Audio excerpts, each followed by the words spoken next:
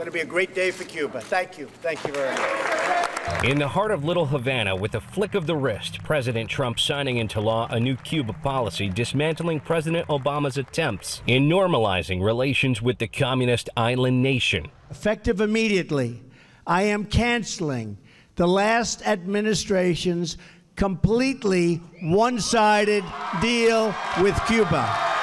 The new policy fulfills a campaign promise Trump made to the exiled Cuban community based in Miami. The Havana embassy reopened in 2015, marking a new relationship with Cuba, which was severed in 1961 during the Cold War. But on the streets of Miami, Cuban exiles and Trump supporters say they're opposed to any policies which legitimize the brutal dictatorship. This Trump rollback is what they wanted. Fidel como Raúl. Alvaro Alvarez fled Cuba after Castro rose to power. He says he hopes Trump makes more restrictions on the Castro regime. Más restricciones. More restrictions, he says, because that is how you combat them. The policy change will impact American travelers trying to visit Cuba. People can no longer go individually as they were doing before. They have to sort of book a tour.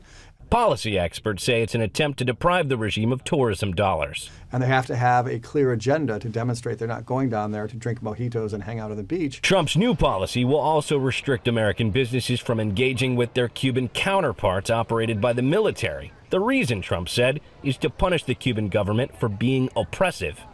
Easing of restrictions on travel and trade does not help the Cuban people. They only enrich the Cuban regime.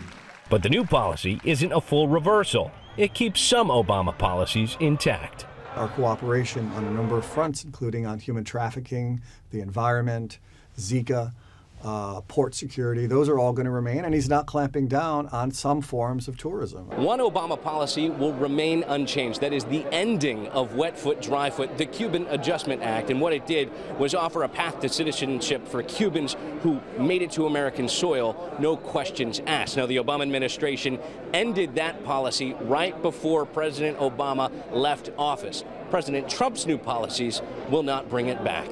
Josh Raplogo, The Associated Press, Miami.